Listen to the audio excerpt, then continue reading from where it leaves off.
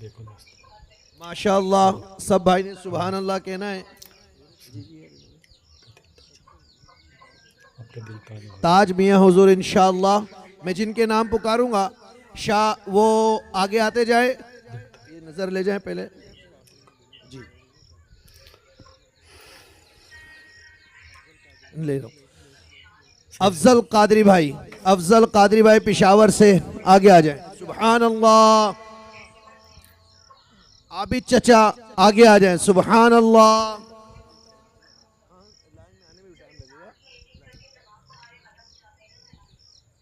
اشفاق بھائی ٹھٹا سے، اشفاق بھائی ٹھٹا شریف سے آگے آ جائیں. کندری دیکھو والے دوست اشفاق بھائی. میاں حضور کا بھی میاں حضور اللہ راج کرنے والے سب کے دل چھانے والے دیکھو اشفاق بھائی. ان کا باتیں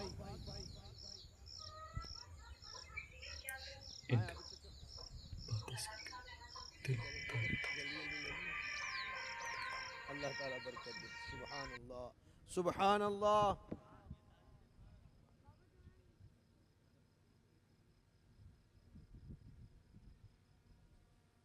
اشفاق بھائی کنری سے موجود نہیں ہے.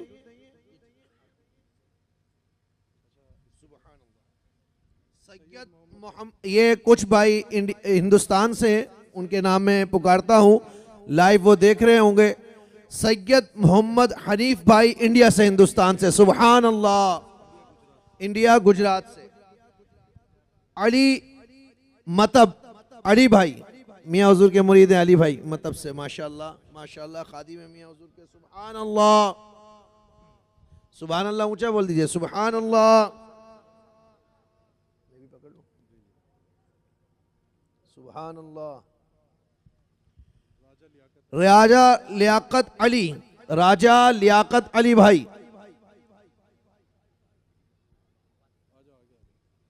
سبحان اللہ ماشاء اللہ.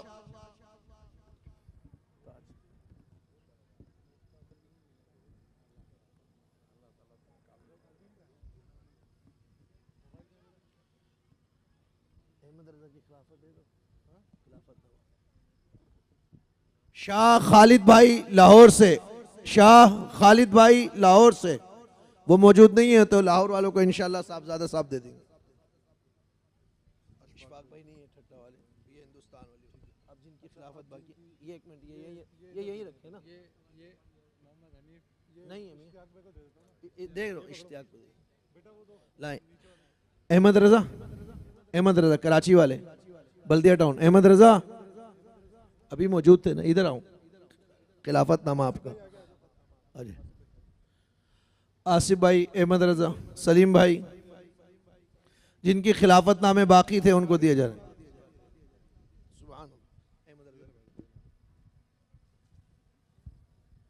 جاوید سلطان بھائی بھی آ جائیے. احمد رضا، آصف قریشی بھائی، علامہ محمد صادق صاحب، صاحبزادہ شارق صاحب.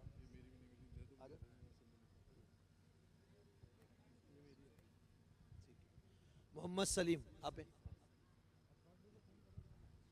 جاوید سلطان بھائی آپ ہیں.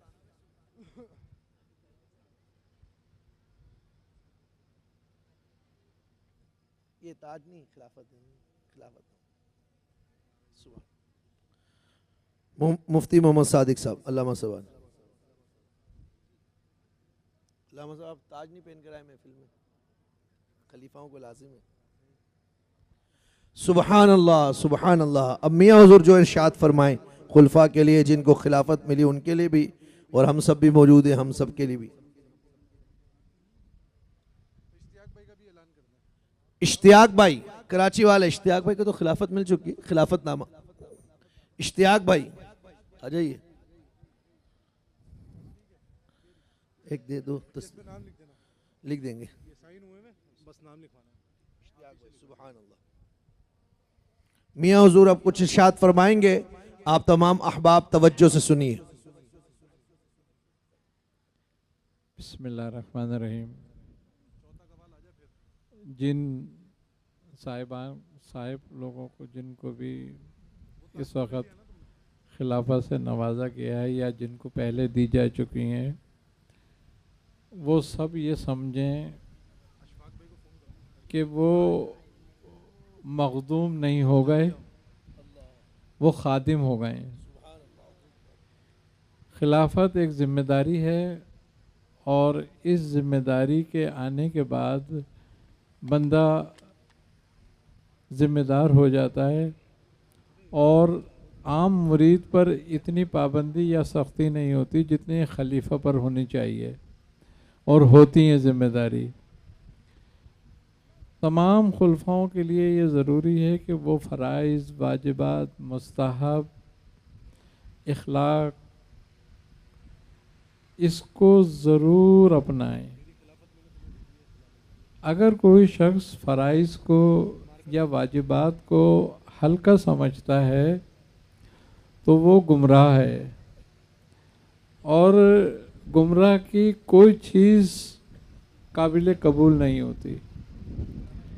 لہذا میری ایک نصیحت ہے یہ کہ آپ لوگ اپنی ذمہ داریوں کو نبھائیں، اور معمولات جو مشائخ کے رہے ہیں اس کو اپنائیں، اور اپنے بزرگوں کے راستے پر چلیں، اور فرائض سے علاوہ ایک ایکسٹرا اپنی عبادت بھی کریں جو نوافل کی صورت میں ہو۔ دیکھیں، فرائض تو ہم پہ قرض ہیں، لیکن نوافل جو ہوتی ہیں یا نفلی عبادت، ذکر اور اذکار وغیرہ جو ہیں، وہ ہمارا سرمایہ ہوتے ہیں، وہ ہماری سیونگ ہے۔ جس طریقے سے آدمی ایکسٹرا کمائی کرتا ہے اور اس کی سیونگ ہوتی ہے، تو اسی طریقے سے یہ سیونگ ہے ایک بات۔ اور جتنی سیونگ تمہاری بڑھتی جائے گی، اللہ کے نزدیک ہوتے جاؤ گے، اور یہ راستہ اللہ کے قرب کو حاصل کرنے کے لیے ہے، نہ دنیا کو حاصل کرنے کے لیے۔ بزرگ فرماتے ہیں کہ جس کی خلافت کا اعلان ہو جاتا ہے، اس پر واجب ہو جاتا ہے کہ وہ دنیا کو طلاق دے دے۔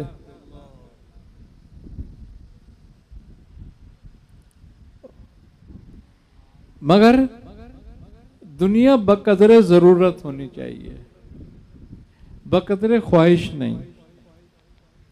تو خلفاؤں پہ یہ ذمہ داری ہے کہ وہ دنیا کو بقدر ضرورت اپنانے کی کوشش کریں۔ کیوں کہ یہ راستہ مردوں کا ہے، اور اس راستے پہ مردوں کے بھی جگر پانی ہو جاتے ہیں۔ لہذا یہ راستہ توکل اور بھروسے کا ہے۔ اللہ کی ذات پر جتنا توکل اور بھروسہ ہوتا جاتا ہے، بندہ اتنا ہی دنیا کی تدبیروں سے کم کرتا جاتا ہے۔ دنیا کی تدبیریں اللہ پہ یقین و بھروسہ رکھتا ہے۔ لیکن ہمارے ہاں یہ بات ہمارے مشائخ نے بہت نرم کر دی کہ اپنی دنیا بھی نبھاؤ، اور اپنی وہ سلاسل کی ذمہ داریاں بھی نبھاؤ جو آپ لوگوں کے سپرد ہیں۔ تمام خلفاؤں پہ ضروری ہے کہ وہ اپنے سلسلے کی ترویج کریں، اس کو بڑھائیں، بزرگوں کی تعلیمات کو عام کریں، اپنے مریدوں کی خصوصی تربیت کریں۔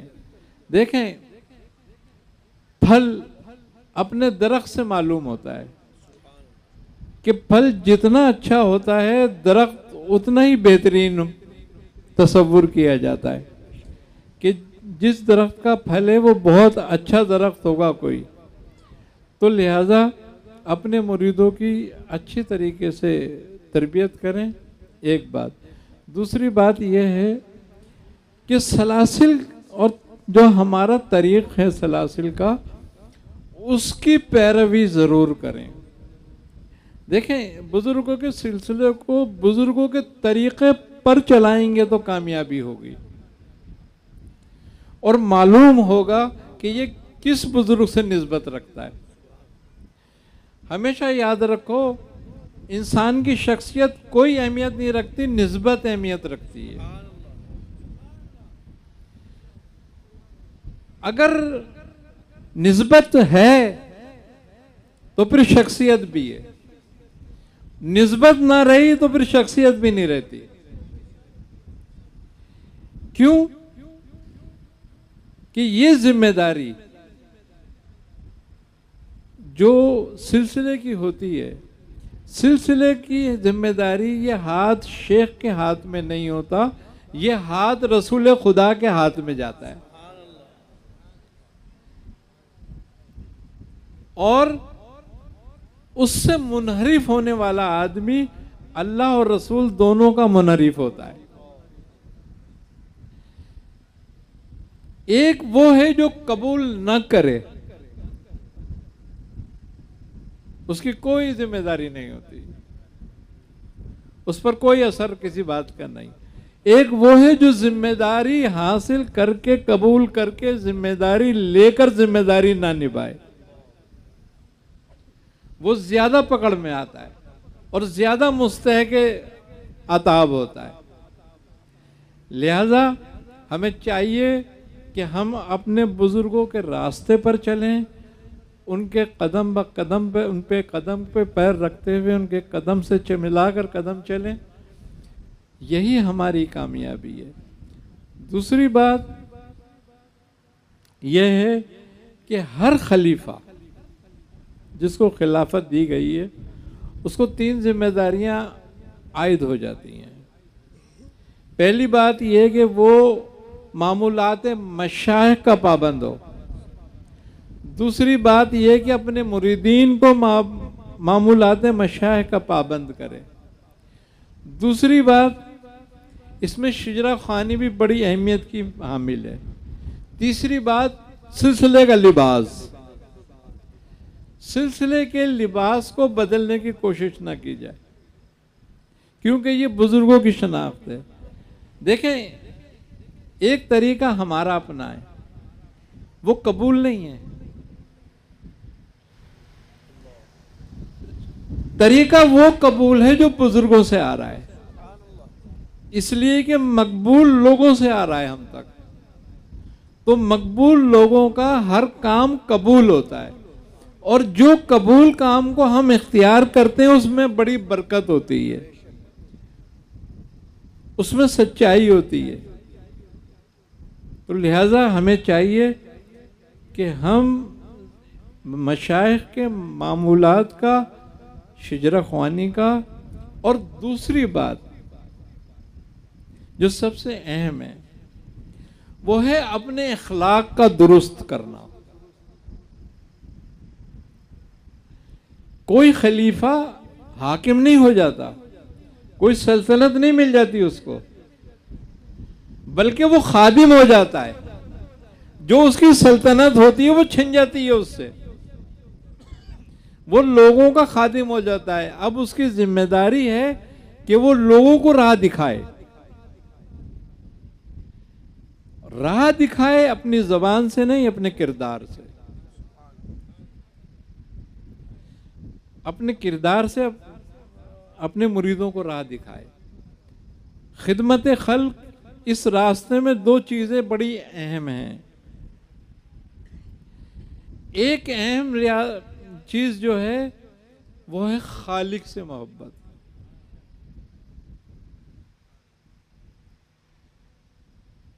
جس کو خالق سے محبت آ گئی، اگر کوئی خالق سے محبت کا دعویٰ کرتا ہے اور وہ یہ جاننا چاہتا ہے کہ میرے دل میں خالق کی محبت پیدا ہو گئی، تو وہ جو دیکھے کہ اسے خلق سے کتنی محبت ہے. اگر اس کے دل میں خلق کی محبت اور خدمت کا جذبہ ہے تو خالق سے محبت ہو گئی ہے. کیوں کہ الخلق عیال اللہ، جس نے خلق کی خدمت کری، خلق کا خیال کرا، گویا اس نے خالق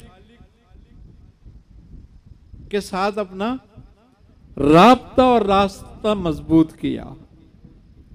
لہذا ہمیں چاہیے کہ ہم اپنی بھی اور اپنے مریدوں کی بھی اخلاق پر تربیت کریں. دیکھیں دین کے 3 حصے ہیں. ایک حصہ ہے احکام،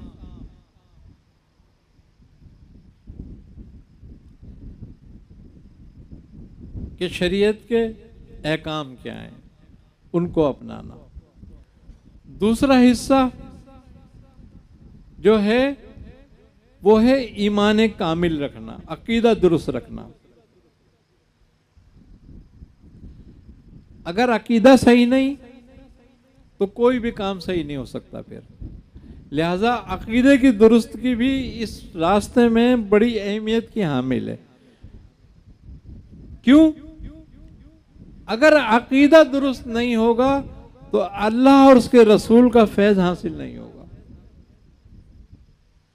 تو لہذا عقیدے کی درستگی، احکام کی پابندی، اور ان سے بھی زیادہ جو چیز بڑی اہمیت کی حامل ہے عقیدے کے بعد، وہ ہے اخلاق. اپنا اخلاق اچھا کرنا، اپنے اخلاق کو بناؤ. بس جس کا اخلاق اچھا ہوا وہ اللہ کے نزدیک مقبول ہوتا ہے.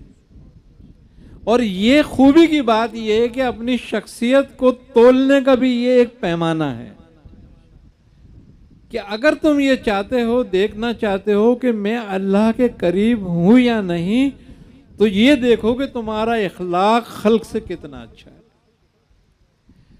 جتنا تمہارا اخلاق خلق سے اچھا ہوگا اتنا ہی تمہارا اخلاص خالص کے ساتھ ہوگا. اور اگر خلق کے ساتھ اخلاق اچھا نہیں ہوگا تو خالق کے ساتھ بھی اخلاص نہیں ہوگا. یہ سمجھنے والی بات ہے. اگر اس باتوں کو ہم نے سمجھ لیا تو ہم اس راستے پہ کامیاب ہو گئے. ہر راستے کا ایک سامان ہوتا ہے، ایک سواری ہوتی ہے جس کو چل کر طے کرتا ہے، جس پہ چل کے. وہ یہ تینوں چیزیں ہیں، روشنی بھی ہے یہ، سواری بھی ہے یہ، اور راستے کی ہمواری بھی ہے یہ. تو لہذا ہم نے ان چیزوں کا خیال کرنا ہے. دوسری بات، سب سے امپورٹنٹ بات یہ ہے کہ قبلہ میاں حضور فرماتے تھے، ہمارے پیر و مرشد، کہ بیٹا پیر بھائی کا دیدار پیر کا دیدار ہوتا ہے. تمہیں جب تمہارا پیر بھائی ملے تو اس سے ایسے ملو جیسے اپنے پیر سے مل رہے ہو. کیوں؟ کہ یہ مرید الگ الگ شکلیں ہوتے ہیں مگر ان کی نسبت اصل ہوتی ہے. ایک اولاد سلبی ہوتی ہے، ایک اولاد قلبی ہوتی ہے. تو جس طریقے سے سلبی اولاد کی نا اتفاقی پورے گھر کو تباہ کر دیتی ہے، اس طرح قلبی نا اتفاقی پورے سلسلے کو تباہ کر دیتا ہے.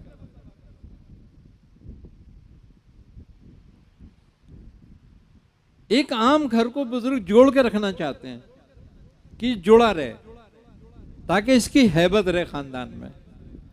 اسی طریقے سے ایک سلسلہ ہے، اگر وہ جڑا رہتا ہے، اس میں محبت ہوتی ہے، تو اللہ اس میں برکت ڈالتا ہے اور اس کی ترویج بھی زیادہ ہوتی ہے، اس کی بہتری بھی ہوتی ہے، اور لوگ اس سے ہدایت بھی پاتے ہیں. دیکھو اللہ نے انسان کی زندگی ایک مقصد کے لیے رکھی ہے، کسی مطلب کے لیے نہیں رکھی. اور وہ مطلب پہ اگر ہے تو پھر وہ انسان نہیں رہتا، پھر وہ جانور ہی ہے. کہ جانور کے دو ہی کام ہوتے ہیں، یہ کہ ظلم، زور اور زبردستی چھین کر کھانا اور اپنی نسل کو بڑھانا. دوسرا کوئی کام نہیں کرتا جانور.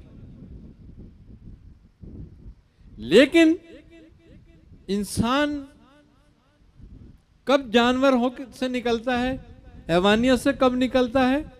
جب اس کے اندر اخلاق آ جاتا ہے. جب اس کے اندر دین کی سمجھ آ جاتی ہے. لہذا ہمیں دین جتنا معلوم ہے ہم پر فرض ہے ہم اتنا آگے پہنچا دیں. تو میرے بھائی آپس میں اتفاق اتحاد دیکھیں، جہاں 1000 ہوتے ہیں، 100 ہوتے ہیں، 10 ہوتے ہیں، 5 ہوتے ہیں، 2 ہوتے ہیں، وہاں اختلاف رائے ہوتی ہے. لیکن اختلافی رائے ذاتی دشمنی میں تبدیل نہیں ہونی چاہیے، شخصی دشمنی نہیں ہونی چاہیے، شخصی نفرت نہیں ہونا چاہیے. اگر اختلاف رائے اسلام میں گناہ ہوتا تو آج مختلف مکاتب فکر نہ بنتے. حنبلی، شافعی، مالکی، حنفی نہیں بنتے. اختلاف رائے رکھو، علمی رکھو، حسد بغض مت رکھو. تو اب جس کے دل میں حسد بغض کینہ پائی جاتی ہے، اس کا مطلب یہ ہے کہ اس نے سلوک کے راستے میں قدم ہی نہیں رکھا ہے. اس کو اس راستے سے الگ ہو جانا چاہیے، یا پھر ان سب چیزوں کو تیاگ دینا چاہیے. یاد رکھو، قد افلاح من تزکا، جس نے اپنا تزکیہ کیا وہ فلاح پا گیا. ہم میں تزکیہ کر کر بھی عیب رہ جاتے ہیں باقی، مگر وہ عیب ذاتی ہوں، اخلاقی نہ ہوں. لہذا ہم سب کو چاہیے کہ ہم ایک دوسرے کا احترام کریں، ایک دوسرے سے محبت کریں. اگر رائے کا اختلاف ہے تو اب تم یہ سمجھتے ہو کہ اس میری رائے میں یہ سلسلے کے خلاف جا رہا ہے تو اسے ٹیبل ٹاک کرو، اس کو کھینچ کے لاؤ، اس کو نکالنے کی کوشش نہیں کرو. ایک ماں باپ کا اگر کوئی بچہ نافرمان ہو جاتا ہے، بگڑ جاتا ہے، اور وہ بد صحبتوں میں پڑ جاتا ہے، نشے کرنے لگتا ہے، چوریاں کرنے لگتا ہے، ڈکیتیاں کرنے لگتا ہے، تو کیا ماں باپ اس کو گولی مار دیتے ہیں یا اس کو چھوڑ دیتے ہیں؟ نہ اس کو چھوڑتے ہیں نہ اس کو گولی مارتے ہیں، بلکہ سب سے زیادہ خیال اس کا کرتے ہیں، اس کو رائے راست پہ لانے کی کوشش کرتے ہیں. تو لہذا سلسلہ خاندان کی طرح ہے. اگر ہم سمجھتے ہیں کہ ہم میں کوئی غلط ہے یا ہم سے کوئی غلطی ہو رہی ہے تو ہمیں اصلاح کرنے کی کوشش کرنی چاہیے اور ہمیں اصلاح قبول بھی کرنی چاہیے. اصلاح کو اپنی بے عزتی نہیں سمجھنا چاہیے. تنقید برائے تعمیر ہو، تنقید برائے تفریق نہ ہو، تنقید برائے ذلت نہ ہو، کسی کی ذلت نہ کری جائے. تنقید کر کے تنقید تعمیری کی جائے. ہم یہ چاہتے ہیں کہ ہمارے بزرگوں کے نقش قدم پر ہمارے خلفاء چلیں تاکہ ہمارے بزرگوں میں کبھی اختلاف نہیں ہوگا. اگر کسی پیر بھائی کو کسی پیر بھائی سے شکایت ہوتی تھی تو دوسرا پیر بھائی اس کے گھر جا کر اس سے معافی مانگتا تھا. بھائی مجھ سے شکایت ہوئی ہے تو میں معافی چاہتا ہوں، اگر میری کوئی بات غلط ہے تو مجھے سمجھاؤ کہ میری یہ بات غلط ہے، لہٰذا میں اس کو اپنے سے دور کروں. تو لہٰذا ان باتوں کا ہمیں سب خیال رکھنا چاہیے، ایک دوسرے کا خیال رکھنا چاہیے. اور خوبی کی بات یہ ہے کہ ہمیں اپنے پیر بھائی کی غلطی پر تنقید کرنے کے بجائے اصلاح کرنی چاہیے. اور دوسری بات یہ ہے کہ اگر کوئی باہر کا ہم پہ تنقید کرتا ہے ہمارے کسی بھی خلیفہ پر، تو سب خلفاؤں پہ لازم ہے کہ اس کا جواب اپنی طرف سے دیں اس کو.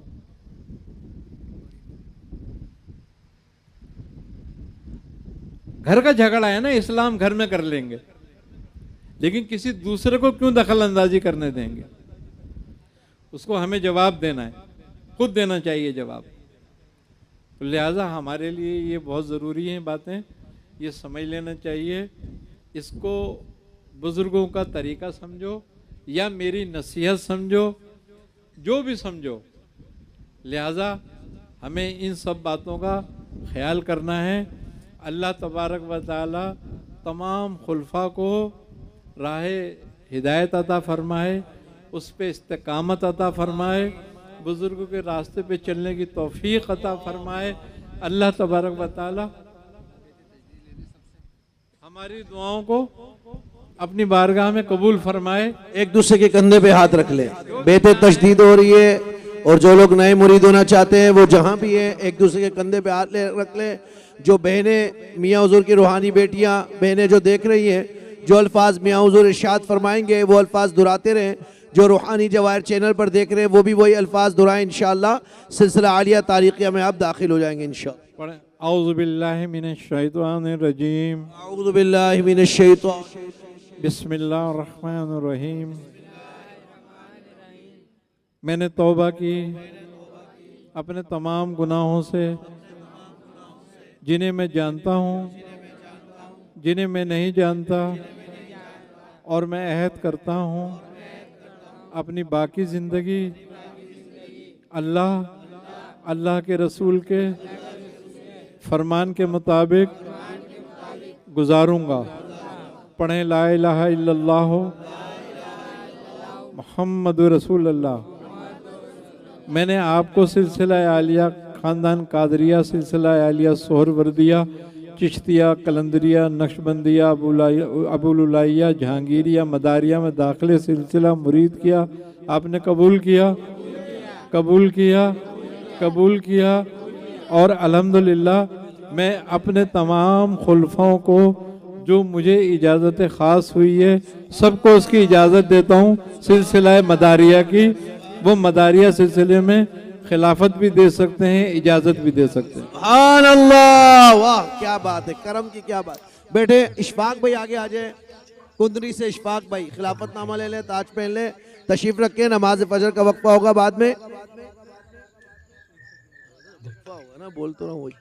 آ جائیں اشفاق بھائی. اشفاق بھائی صحیح سے دیکھو. سبحان اللہ. آپ سب کو مبارک ہو. میاں حضور کو جو خاص تحفے عنایت ہوئے وہ آپ سب کو بھی مل گئے ماشاء اللہ. اور جن کو خلافت ملی ان کو ہماری طرف سے مبارک. اللہ تعالیٰ میاں حضور کی ارشادات پر ہم کو عمل کرنے کی توفیق عطا فرمائے. یہ ارشادات آپ روحانی تربیت نشست میں بھی سنتے ہیں، اور یہی ارشادات جو ملفوظات شریف، اقوال شریف کی کتب آئی ہے اس میں بھی درج ہے، تو وہ بھی لے لیجئے تاکہ کتاب ہوگی تو آپ اس کو پڑھتے رہیں گے. آپ کو ریوائز ہوتا رہے گا کہ مرشد کا پیغام کیا ہے. اب راستہ چھوڑ دیجئے. نماز کا وقفہ ہے، نماز فجر کا. برابر میں بھی مسجد ہے، آگے بھی مسجد ہے. وضو کریں جو لوگ مسجد میں نماز پڑھنا چاہیں، اور بعض جو یہاں پڑھنا چاہیں وہ یہاں پڑھیں.